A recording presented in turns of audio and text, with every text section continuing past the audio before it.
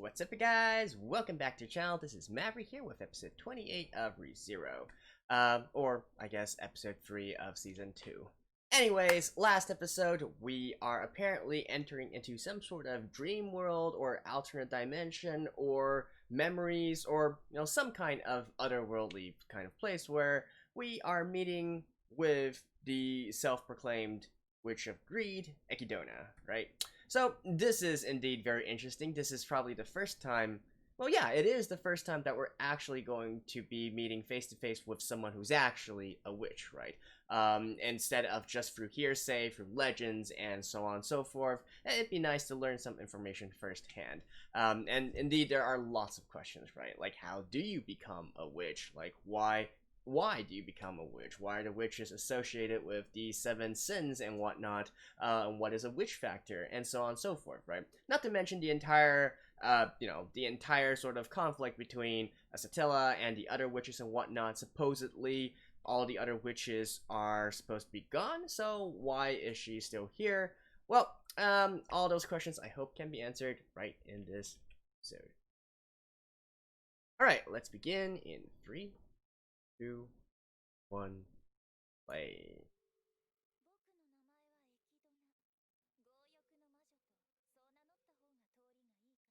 And at least she doesn't seem to be, outwardly hostile.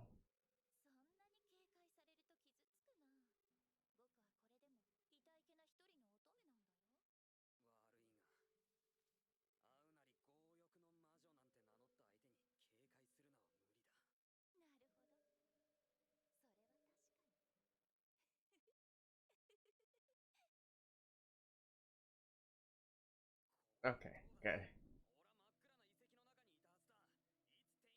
I was kind of worried that they would cut to the opening at the end. I want to keep on watching this.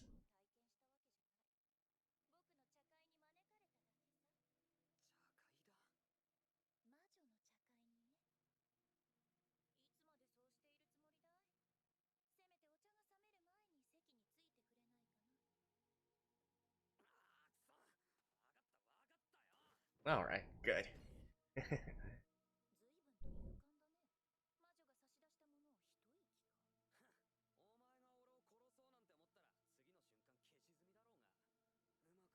Good thinking. 1 thumbs up to Sparrow.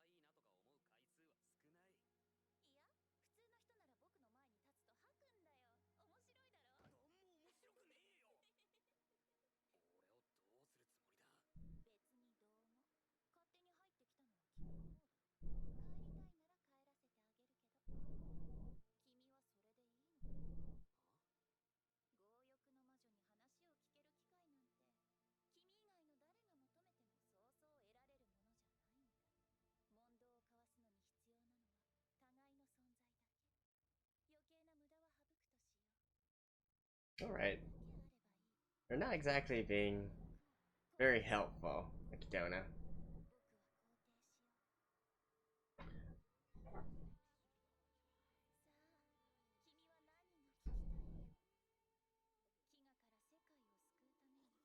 Mm.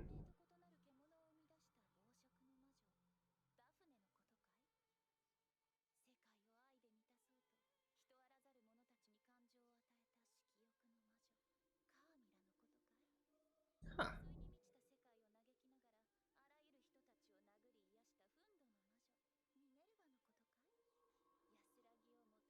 The last one would be Satilla, right?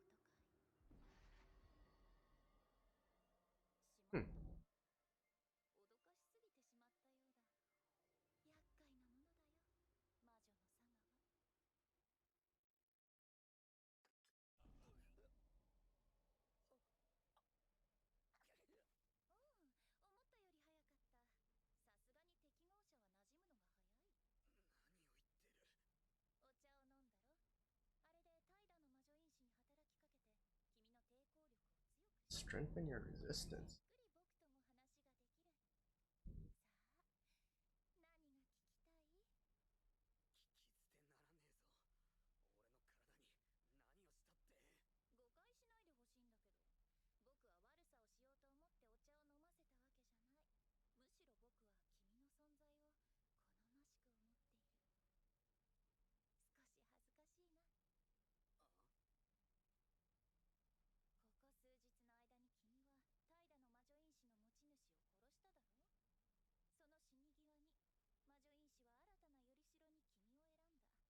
Alright.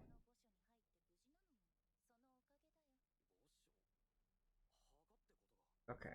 So it is the sort of lingering memory. Oh, her soul. Alright.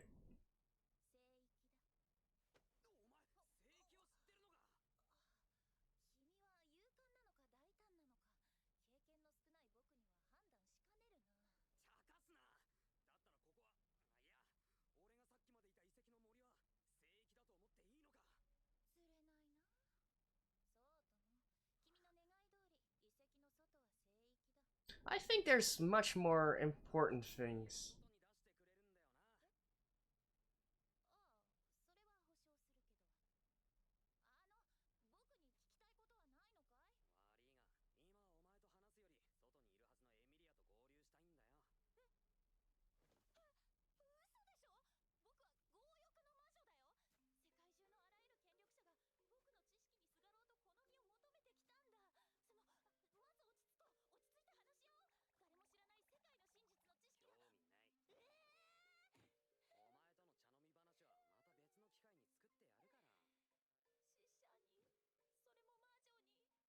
Alright, so she is dead.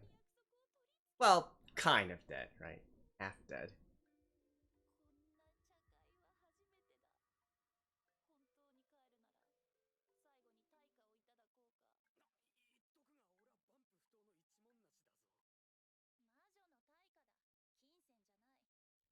But if this was a soul of a witch, she should know that Satellite, well, this dude has something to do with Satellite, right?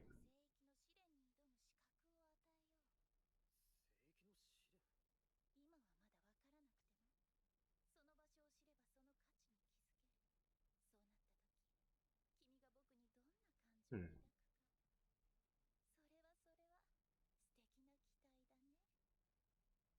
And she also said that the sanctuary can sort of be the resting place for the witches.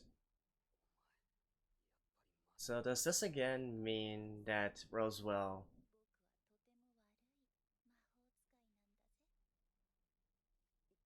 and Beatrice,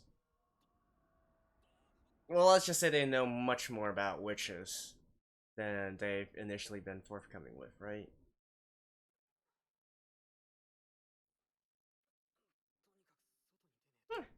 That wasn't half bad. I hope we can meet her again soon.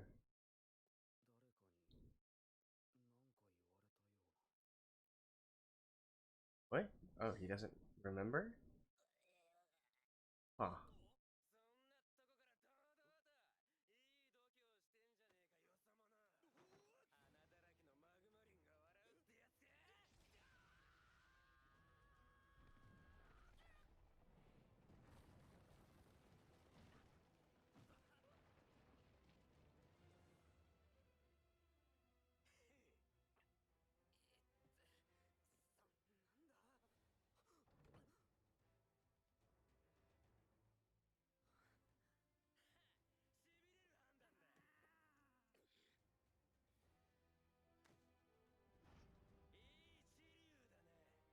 He has that pendant.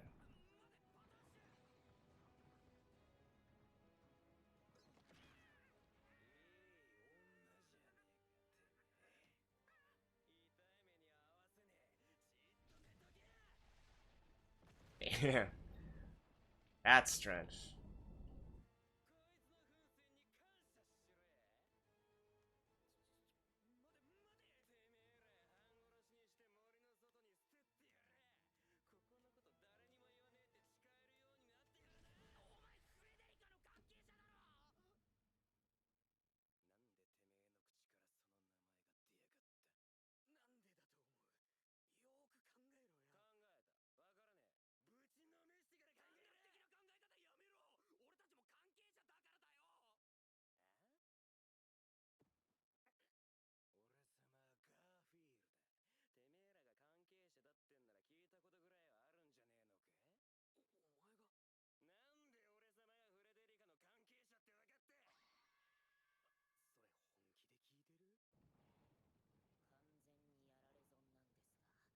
Eh.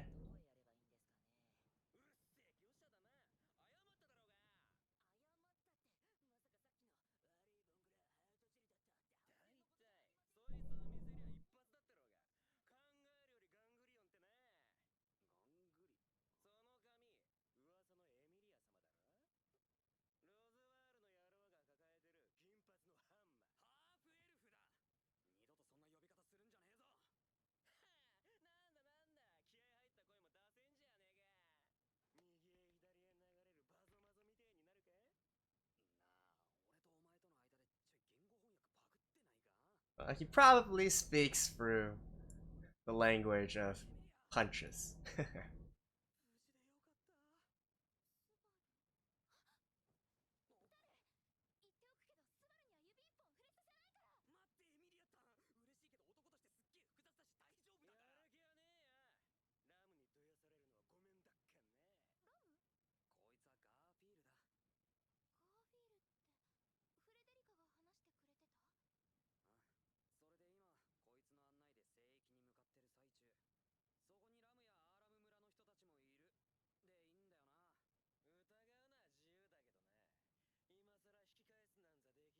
'With teeth like that, this dude has some relation with Federica, right?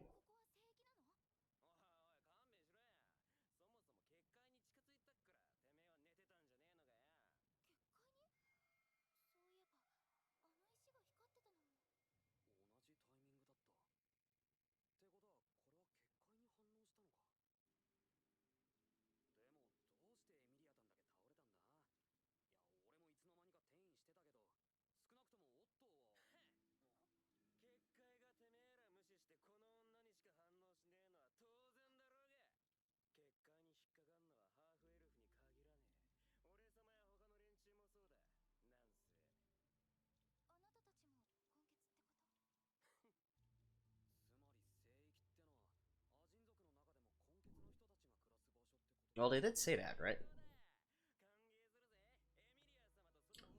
So what does that have to do with the witches?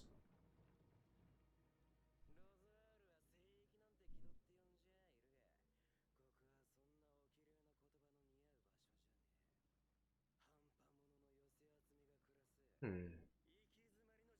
So maybe the entire story of witches has something to do with the, I guess, demi humans.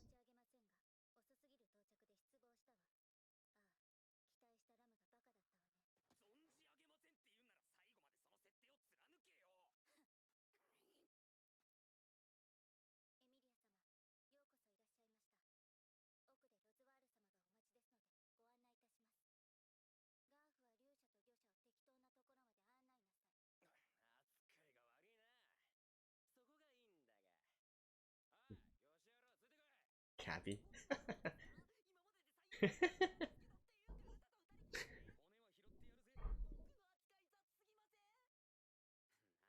Well, you're trying to score a deal with Roswell, so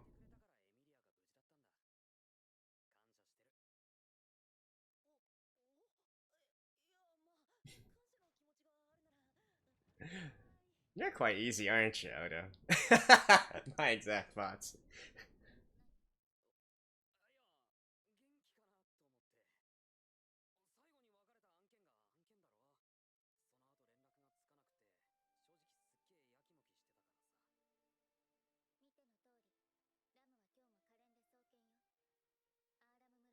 Now, you probably just want to ask her about Rim, right?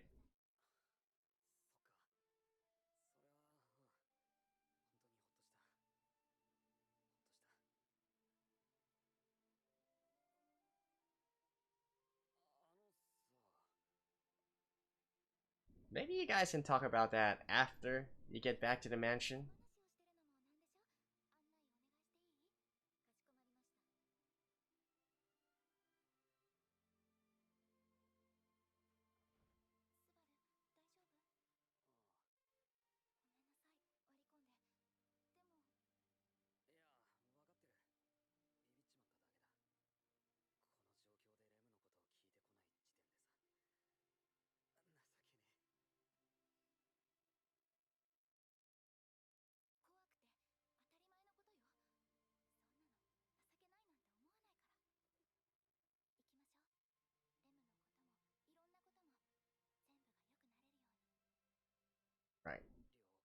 First, get some answers, man. Ooh. Yeah. あなたがこんな大怪我するなんて。さーて、どこから話したものですかね。ああ、その前に一個だけ。クルシさんとの同盟はなったぜ。これで俺を置き去りにした結果に満足かよ。ああ、満足だーとも。まさにまさに。君は得難く待望の拾い物だった。そうかい。ロズワール、ここは何なの？ここについて、結界に触ってからだと思う。ずっと胸がざわついて落ち着かないの。聖域なんて呼ばれ方なのに、私には全然そんな風に思えない。むしろそれよりも。It's a graveyard. その墓場。そう呼んだ方がずーっと納得できると。どういう意味？意味も何も言葉通りですよ。ここはかつて強欲の魔女と呼ばれた存在。魔女エキドナの最後の場所であり、私にとって聖域。Oh, wait, only her? です。 Huh. エキドナ。スバル？大丈夫？いや、平気。なんだってそんな曰くありげな場所をお前が管理してんだ。それは簡単。この土地は代々我がメイザース家の当主が管理を引き継いでいる。じゃあ、昔から強欲の魔女とメイザース。エキドナ。どうぞ、彼女を呼ぶときは名前を。強欲の魔女だなんて呼び方、いかにも邪悪な感じがして、よくないでしょう。じゃあ、昔からエキドナとメイザース家は付き合いがあって、ここを管理しているってことでいいの？ええ、とはいえ管理なんて大げさなことは何も。エキドナの結界によって森は正式な手順を踏まない部外者を通さない。その上結界は血の条件を満たす者には特別な効果を発揮する。それはエミリア様も体感なされたのでは？ So I guess it's で、 specific そんな見る to もんな Echidna? ってんだ。エミリア様は不思議に思われませんでしたか？聖域に逃れてきた住人たち、それにロズワール様やラムがこうして屋敷に戻らず、この場に留まり続けていることを。それは。だから、お前が怪我してるからだろ。今は私たちは全員この聖域に軟禁されている状況なんだよ。は？私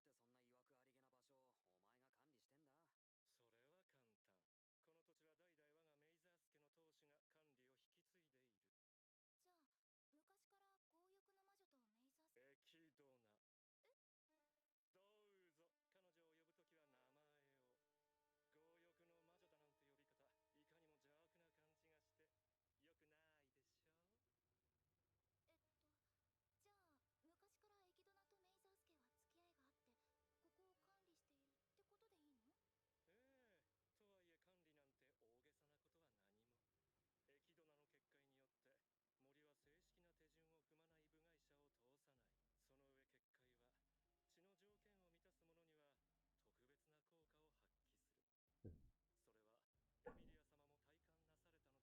もアーラム村の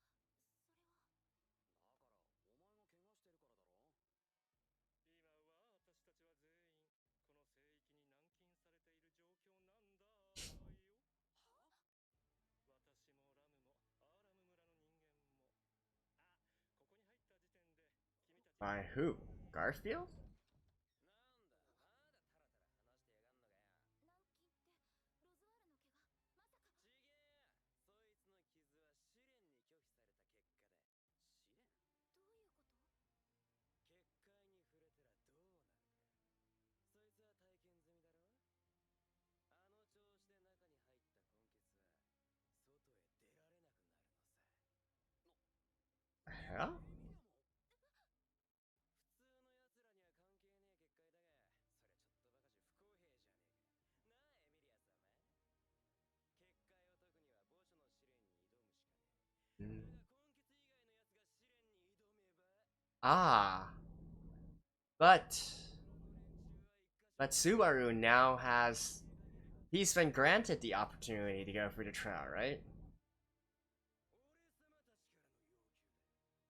の要求だ。この聖域を囲む結界を解け。そのための試練をてめえが受けろ。それが解けなきゃ村の連中は誰も外には出さね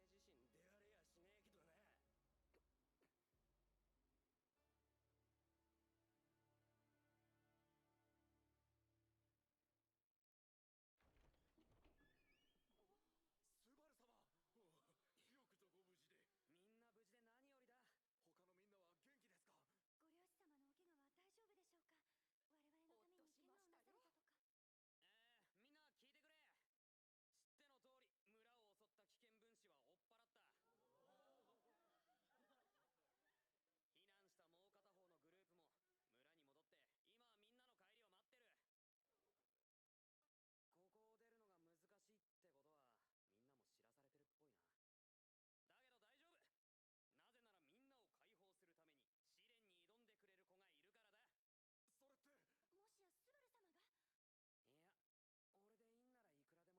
Oh, but you can.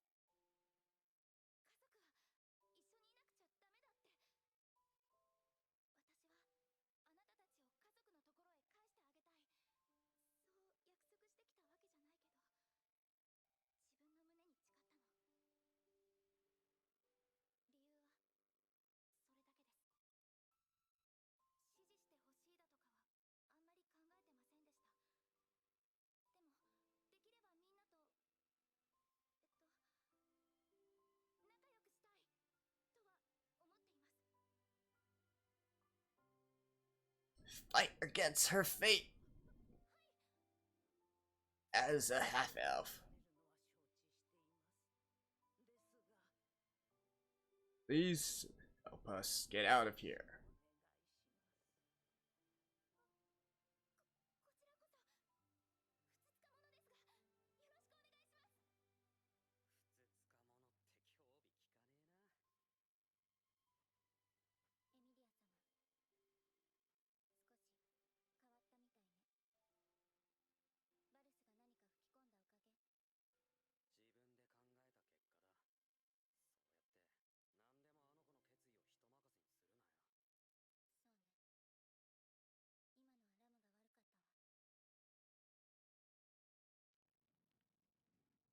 Alright. Back to this place. Let's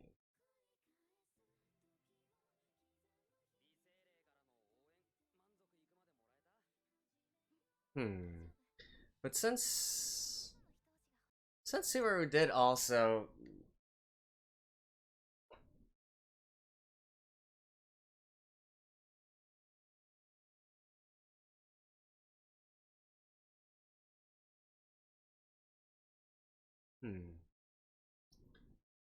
So I guess she's not going to be able to pass through it unscathed, so Subaru is still going to have to go?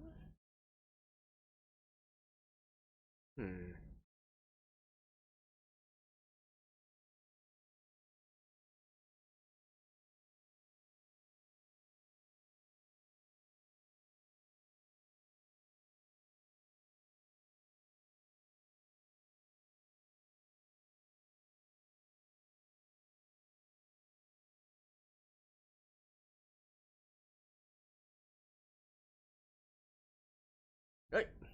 Yep.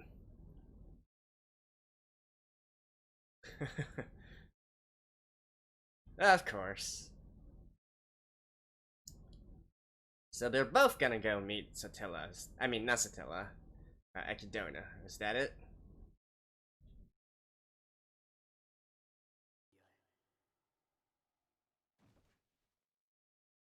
Face your own past? Does that mean the original world? Oh, damn. Oh. Subaru's dad?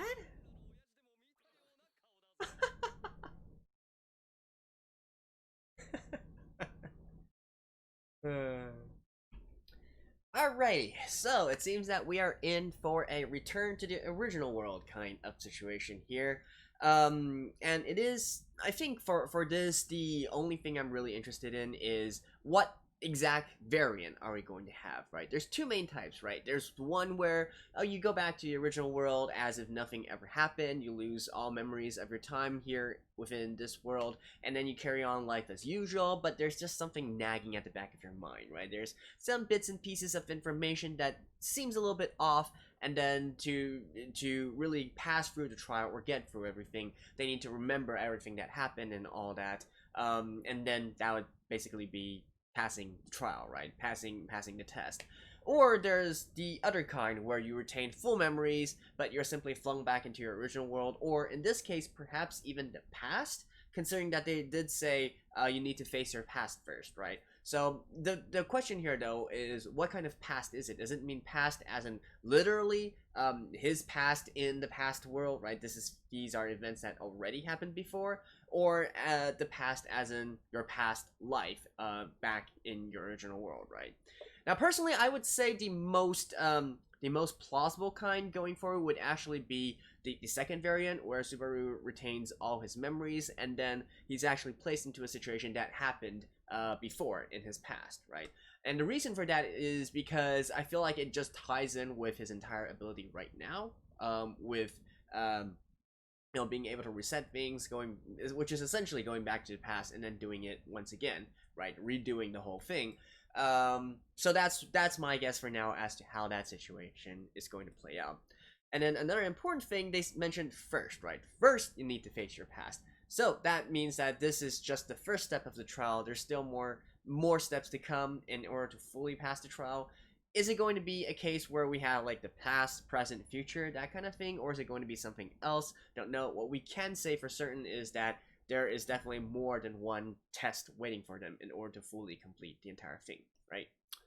Um, yeah, so that's that part. And as for the entire situation with the witches, though, which is to me the most intriguing and interesting part out of all this. So in the last episode, I mentioned, and I guess in the episodes past as well, I did mention where I'm not entirely sold on the all witches are evil, and with all those folklore and those legends and whatnot, and we're supposed to just believe them 100%, and so on and so forth.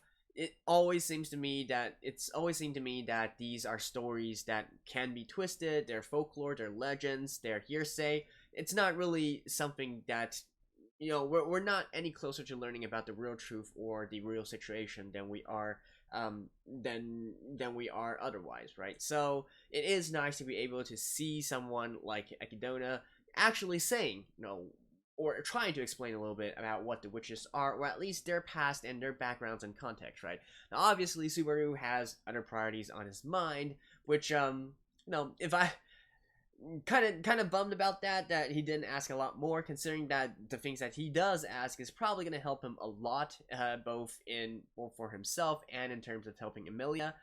But if we spill all the beans early on, then there's not going to be any fun within the series, right? And then again, I guess you could say that, well, it's not like Echidna is going anywhere, right? So she's always going to be there waiting for, well, I guess not particularly waiting, but I mean, she's just a soul right now. What has she got better to do, right? Except host these tea parties and invite young men to entertain her. Yeah, but anyways, obviously we can't really take Echidna's words at face value either. It has to be met with a healthy sense of skepticism. But still, just from what she has described so far, we can definitely see that the witches perhaps aren't as evil as they are made out to be, right? It does seem that some of them are indeed perhaps even trying to work for the sake of the people, for the sake of good. It's just that they might be overzealous, or, well, circumstances happen, right? And so they might have, like being fallen angels in a sense, right? That's what I'm trying to get here. So it is going to be interesting to learn more and more about this. I still have my doubts as to, have they done bad things before in the context of like maybe killing people or hurting people or whatnot. Most probably so. I'll concede that. But are they, this sort of evil entity that's trying to take over the world or destroy the whole world or whatnot? I certainly have reservations about that part. And also, we do see, I think from this episode, we can also pretty much confirm that Roswell, at least, is also kind of sort of knowing of the entire situation, and so not exactly holding a hostile attitude towards the witches, right? Same with Beatrice as well, as we see last episode. So, there is definitely some merit to be said here about perhaps we should hear their side of the story, the witches' side of the story, and not be so hasty to make them the enemies or antagonists of the series. And hey, Echidna is a pretty interesting character. I certainly do hope that we're going to meet her very soon again. We probably will, considering the sanctuary is essentially her graveyard. And this trial was probably, if not set by her, then it has some sort of relation to her, right? But there's lots of mysteries surrounding Echidna as well. Like, I don't really get how, if she still says that Satilla devoured all the other witches and is using them for sustenance, how come Echidna's soul is still here, right? Like, do they literally mean Satilla is eating their bodies or something like that? Or I guess their magical powers? But hey, we gotta wait until next time we meet him again, and hopefully, Subaru is not going to be in such a hurry at that point. Beyond all that, I think the one final interesting thing coming from this episode is indeed in regards to the witch factor, right? Which were first mentioned from Beatrice, concerning the witch factor of the Archbishop of Sloth, right? This is an Archbishop of Sloth, Patelgius.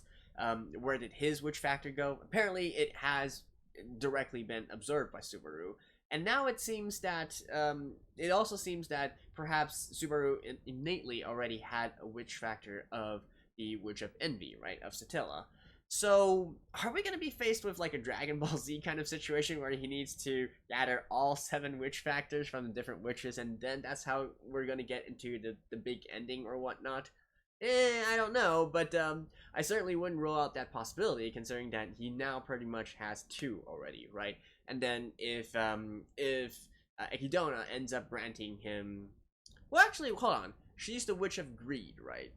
Like, because it's not entirely clear whether these witch factors, if you will, can actually be transferred willingly by the witches or whatnot. Or perhaps Subaru's going to have to defeat all the other 7 archbishops and then gather their witch factors that way. And what is the witch factor used for, right? I would assume, just based on its name, that it's a prerequisite for becoming a witch, right? You have to have the witch factor in order to become a witch. And it kind of makes sense that way. But is there more to that, right? Does that mean that the person has this sort of traits, the sort of traits correlating with the sin that it's supposed to represent, or maybe something else, right? Anyways, these are just, some ideas I'm throwing out here, some questions that I have on my mind, and I'm looking forward to getting a better handle on the situation as we go forward and we get more information, right? Although that's probably not going to happen in the next episode or the episode after that, considering that the next time we actually meet Echidna is probably going to be once the trials are completed or near completion, right? So anyways, that's it for episode 28 of ReZero, or I guess episode 3 of season 2, and hope you guys enjoyed it. I'll see you guys next time. Bye-bye.